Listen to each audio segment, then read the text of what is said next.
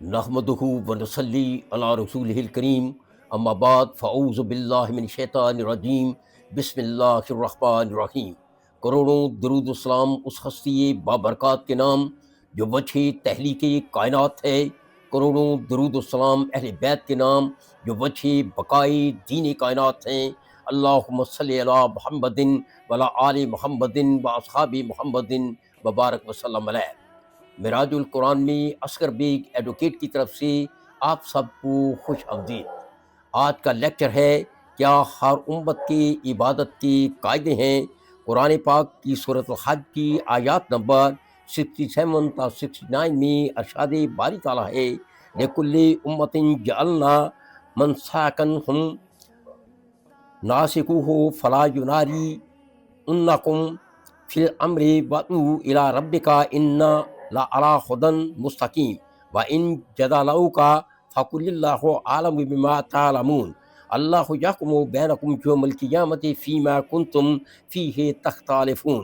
ہر امت کے لیے ہم نے عبادت کے قاعدے بنا دیے ہیں کہ وہ ان پر چلیں، اور ہرگز وہ تم سے اس معاملہ میں جھگڑا نہ کریں، اور اپنے رب کی طرف لاؤ، بے شک تم سیدھی راہ پر ہو۔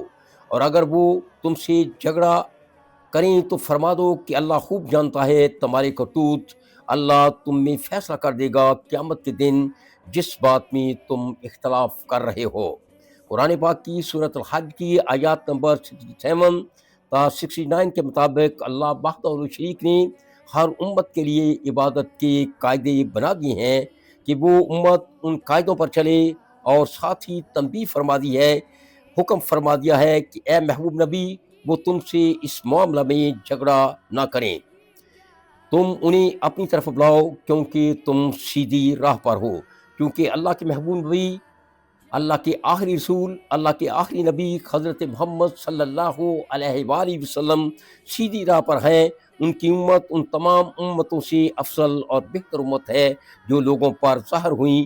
سورہ بقرہ آیت نمبر 143، وَكَذَلِكَ جَعَلْنَاكُمْ أُمَّةً وَسْطًا لِتَكُونُوا شُهَدَاءَ عَلَى النَّاسِ وَيَكُونَ الرَّسُولُ عَلَيْكُمْ شَهِيدًا۔ اور ایسا ہے کہ ہم نے تمہیں تمام امتوں سے افضل امت بنایا کہ تم گواہ ہو تمام لوگوں پر، اور رسول تم پر گواہ ہے۔ اس طرح سورہ آل عمران آیت نمبر 110 میں ارشاد ہے، کنتم خیر امۃ اخرجت للناس، اور تم بہتر ہو ان سب امتوں سے جو لوگوں پر ظاہر ہوئیں، کیونکہ اللہ کے آخری نبی حضرت محمد صلی اللہ علیہ وآلہ وسلم کی امت افضل اور بہتر امت ہے تمام امتوں میں سے جو اس دنیا میں، جو اس عالم الابدان میں ظاہر ہوئیں۔ اس لیے حضرت محمد صلی اللہ علیہ وآلہ وسلم کی امت محمدیہ، امت مسلمہ کے قاعدے بھی، یعنی عبادت کے قاعدے بھی تمام امتوں سے بہتر اور افضل ہے۔ یہ رکوع کرتے اور سجدہ کرتے ہوئے اپنے رب کی عبادت کرتے ہیں۔ سورۃ الحج آیت نمبر 77، یا ایھا الذین آمنوا ارکعوا واسجدوا واعبدوا ربکم وافعلوا الخیر لعلکم تفلحون۔ اے ایمان والو، رکوع اور سجدہ کرو، اپنے رب کی عبادت کرو اور بھلے کام کرو تاکہ تم فلاح پاؤ۔ کیونکہ اللہ کے آخری نبی، آخری رسول حضرت محمد صلی اللہ علیہ وآلہ وسلم کی امت محمدیہ، امت مسلمہ سب امتوں سے افضل اور بہتر امت ہے۔ یہ رکوع اور سجدہ کرتے ہیں، اور رکوع اور سجدہ کرتے ہوئے اپنی رب کی عبادت کرتے ہیں۔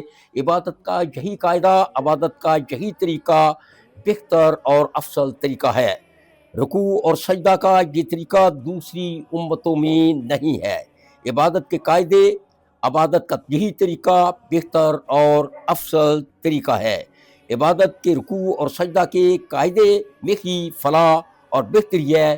اس لیے تمام تر امتوں کے لیے بہتر ہے کہ وہ ایمان لا کر رکوع اور سجدے کرتے ہوئے اپنے رب کی عبادت کریں، کیونکہ یہی طریقہ بہتر اور افضل طریقہ ہے۔ وما علینا الا البلاغ۔